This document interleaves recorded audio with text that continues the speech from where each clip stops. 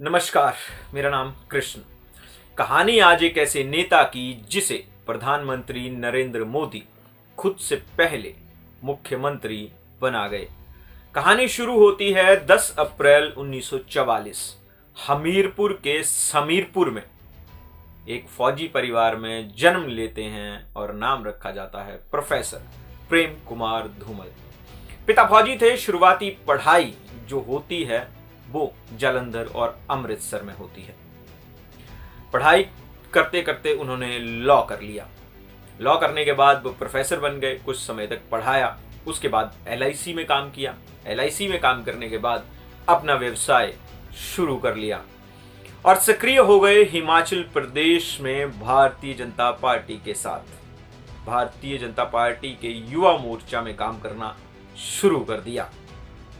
धीरे धीरे इस नेता को नजरों में आ गए ठाकुर जगदेव चंद की, जो उसमें भाजपा के बड़े नेता होते थे हमीरपुर में, यानी निचले हिमाचल में बात करें। और साल आता है 1984 का। 1984 में ठाकुर जगदेव चंद लोकसभा का चुनाव लड़ने से मना कर देते हैं। ऐसे में चुनाव लड़ाया जाता है एक युवा को और उनका नाम था प्रोफेसर प्रेम कुमार धूमल। प्रोफेसर प्रेम कुमार धूमल हमीरपुर से लोकसभा का चुनाव लड़ते हैं, लेकिन चुनाव हार जाते हैं। चुनाव हारने के बाद भी प्रोफेसर प्रेम कुमार धूमल संगठन में काम करते रहते हैं। फिर साल आता है 1999 का, यानी 1989।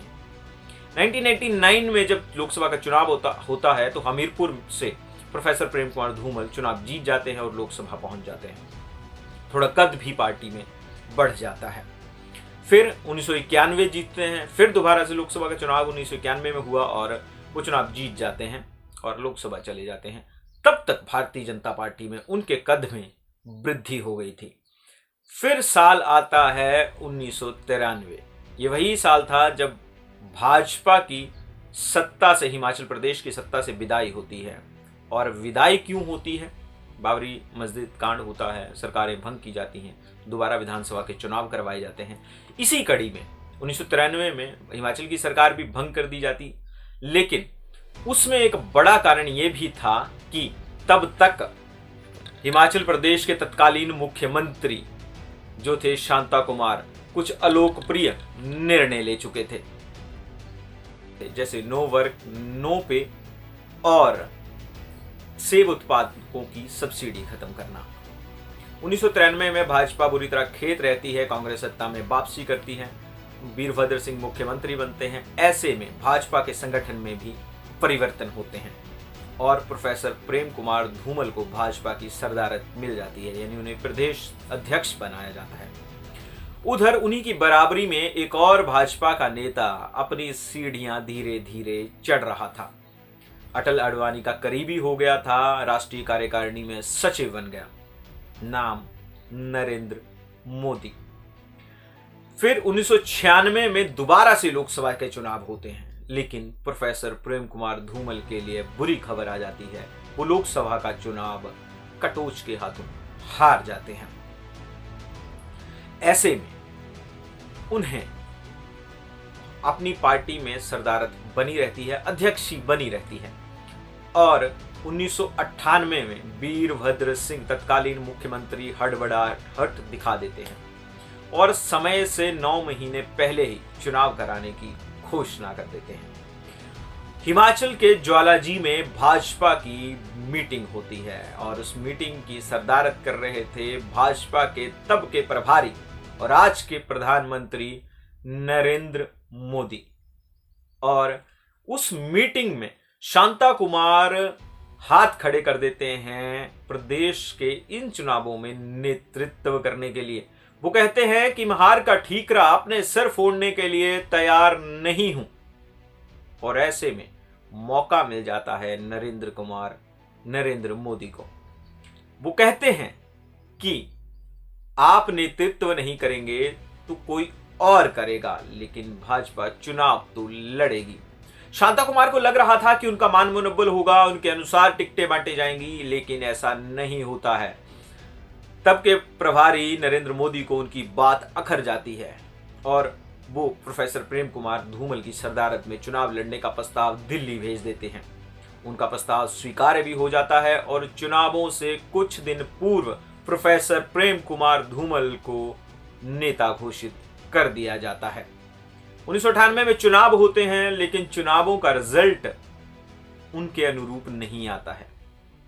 32 सीटें कांग्रेस को मिलती हैं, 31 सीटें जो हैं वो भाजपा को मिलती हैं और 5 सीटें मिलती हैं पंडित सुखराम की हिमाचल विकास कांग्रेस को। 5 सीटों के साथ जो है वो सरदारत एक तरह से सुखराम के हाथ होती है। सुखराम का वैसे भी 36 का आंकड़ा चल रहा था कांग्रेस के साथ, वो कांग्रेस छोड़कर ही उन्होंने अपनी अलग पार्टी बनाई थी, अलग राह अपनाई थी। तो ऐसे में वीरभद्र को तो उनका समर्थन मिलना मुश्किल ही था। लेकिन राज्यपाल के दबाव में वीरभद्र सिंह को बुलाया जाता है, उन्हें शपथ दिलाई जाती है, लेकिन 11 दिन के अंदर ही उन्हें इस्तीफा देना पड़ता है क्योंकि वो बहुमत साबित नहीं कर पाते हैं। ऐसे में पंडित सुखराम साथ दे देते हैं प्रोफेसर प्रेम कुमार धूमल का और उन्हें सरदारत मिल जाती है, मुख्यमंत्री बन जाते हैं प्रोफेसर प्रेम कुमार धूमल। शांता कुमार लोकसभा चले जाते हैं, केंद्र में मंत्री बन जाते हैं, अटल अडवाणी के साथ काम करने लगते हैं, कैबिनेट मिनिस्टर हो जाते हैं केंद्र में, भाजपा की सरकार आ गई थी केंद्र में। धूमल 5 साल सरकार चलाते हैं, लेकिन शांता कुमार इतनी आसानी से धूमल को छोड़ने वाले नहीं थे। उनके 4 करीबी जो प्रदेश में मंत्री थे वो धूमल के खिलाफ बयान देना शुरू कर देते हैं, उनकी खिलाफत करना शुरू कर देते हैं, इस्तीफे होते हैं, बहुत बड़ा घटनाक्रम होता है। 2003 में फिर चुनाव होते हैं, लेकिन इस बार वीरभद्र सिंह के हाथों वो खेत रहते हैं और क्या होता है, वो लोकसभा चुनाव लड़ते हैं, लोकसभा पहुंच जाते हैं। धूमल, वीरभद्र भी ऐसे किया करते थे, धूमल भी लोकसभा का चुनाव लड़ते हैं। 3 से 7 सरकार चलती है। 2007 में जो है वो तत्कालीन जो सांसद थे वो एक पैसे लेकर जो है वो बयान देने का वो आता है, उनके ऊपर इल्जाम लगता है लोकसभा में प्रश्न पूछने का। तो ऐसे में सुरेश चंदेल को इस्तीफा देना पड़ता है और धूमल चुनाव लड़ते हैं लोकसभा का। ये 3 से 7 तक वो प्रदेश में राजनीति ही कर रहे थे, 7 में वो चुनाव लड़ते हैं लोकसभा का चुनाव लड़ते हैं और वहां पर पहुंच जाते हैं सांसद बनकर। लेकिन उधर प्रदेश के चुनाव आ जाते हैं, प्रदेश में वो विधानसभा का चुनाव लड़ते हैं और विधानसभा के चुनाव में वो विधायक बन जाते हैं। फिर लोकसभा से इस्तीफा देते हैं। लोकसभा से इस्तीफा देने के बाद अब आता है समय उनकी विरासत, उनके परिवार के बारे में बताने का। प्रोफेसर प्रेम कुमार धूमल के 2 बेटे हैं, अनुराग ठाकुर और अरुण धूमल। दोनों ही क्रिकेट के प्रशासक रहे। अरुण धूमल इस समय क्रिकेट के प्रशासक हैं, पूर्व में अनुराग ठाकुर प्रशासक रहे, केंद्रीय मंत्री रहे, उनके बारे में अगली स्टोरी में बताया जाएगा। धूमल प्रदेश का नेतृत्व करते हैं, 7 से 12 सरकार चलाते हैं और प्रदेश में मुख्यमंत्री के तौर पर काम करते हैं। अच्छे मार्जिन से वो चुनाव जीत कर आ जाते हैं। 12 से 17 फिर कांग्रेस की वापसी होती है। 2012 में वीरभद्र अपने दम पर सत्ता हासिल करते हैं, 17 तक जो है वो सरकार चलाते हैं। 2017 का चुनाव हिमाचल प्रदेश भाजपा में गहमा गहमी होती है, लेकिन धूमल के कद के आगे केंद्र को भी झुकना पड़ता है और तत्कालीन गृह मंत्री भाजपा के अध्यक्ष अनाउंस करते हैं प्रोफेसर प्रेम कुमार धूमल को मुख्यमंत्री का चेहरा। बमसन से सुजानपुर हो गया था, सुजानपुर और हमीरपुर 2 अलग-अलग कंस्टिट्यूंसी बन गई थी।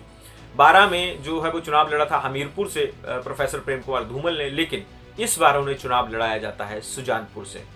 और सुजानपुर से चुनाव लड़ रहे थे उन्हीं के कभी चेले रहे राजेंद्र राणा। राजेंद्र राणा वही राजेंद्र राणा हैं जिन्होंने एक सेक्स स्कैंडल में जिनका नाम आता है 2007 तक सरकार थी, 7 से 12 की सरकार थी, उसमें धूमल के मीडिया सलाहकार थे। लेकिन 2010 में उन्हें इस्तीफा देना पड़ता है, भाजपा छोड़ देते हैं वो, और 12 में आज़ाद चुनाव लड़ते हैं, आज़ाद चुनाव जीत जाते हैं। ठाकुर जगदेव सिंह की बहू उर्मिल ठाकुर को सुजानपुर से चुनाव हराते हैं, अनीता वर्मा कांग्रेस से चुनाव लड़ रही थी, दोनों को चुनाव हरा देते हैं और चुनाव जीत कर आते हैं। वो ये कहानी है राजेंद्र राणा की, ये कहानी फिर सुनाएंगे आपको। धूमल के शिगिर्द 2017 में फिर उनके सामने थे। प्रदेश में भाजपा प्रोफेसर प्रेम कुमार धूमल के नेतृत्व में चुनाव लड़ रही थी और चुनाव के रिजल्ट भाजपा के पक्ष में आते हैं, लेकिन धूमल के अनुरूप नहीं आते हैं। भाजपा तो प्रदेश में सरदारत हासिल कर लेती है, लेकिन प्रोफेसर प्रेम कुमार धूमल खुद सुजानपुर से चुनाव हार गए नजदीकी मुकाबले में, और उन्हें चुनाव हराया किसने? उन्हीं के चेले रहे राजेंद्र राणा ने। राजेंद्र राणा आज की परिस्थितियों में भाजपा में है, लेकिन वो चुनाव हरा देते हैं प्रोफेसर प्रेम कुमार धूमल को, और धूमल मुख्यमंत्री बनते बनते रह जाते हैं। बीजेपी ने ये पहले भी किया है अन्य राज्यों में, जहां पर जिसके नेतृत्व में चुनाव लड़ा था, यदि वो खुद चुनाव हार जाता है तो मुख्यमंत्री बना दिया जाता है। लेकिन ये तर्क हिमाचल में तर्कसंगत नहीं हुआ और उनकी जगह मिल गई जगत प्रकाश नड्डा के करीबी, जो धूमल के एंटी माने जाते हैं भाजपा में लगातार, उनके करीबी जयराम ठाकुर को। ये वजह थी कि क्योंकि धूमल के करीबी और बड़े कद के नेता सतपाल सत्ती भी चुनाव हार चुके थे, रविंद्र रवि भी चुनाव हार चुके थे।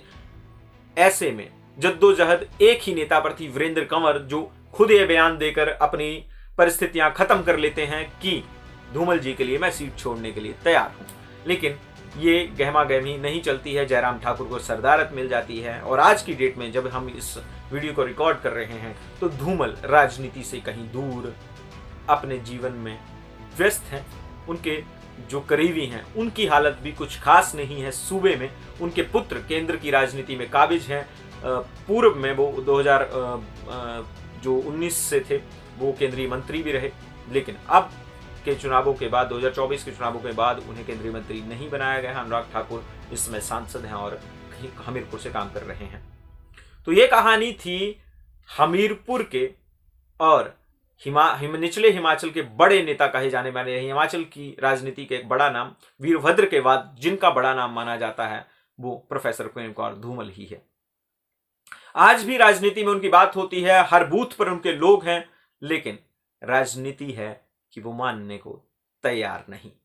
ये कहानी थी प्रोफेसर प्रेम कुमार धूमल की। यदि कहानी आपको अच्छी लगी हो और चैनल पे ये वीडियो आपको पसंद आया हो तो सब्सक्राइब जरूर करें और हमारा प्रोत्साहन जरूर बढ़ाएं। धीरे धीरे हम वीडियोस को अपग्रेड कर रहे हैं, जैसे जैसे सोर्सेज बढ़ेंगे वीडियोस को अपग्रेड किया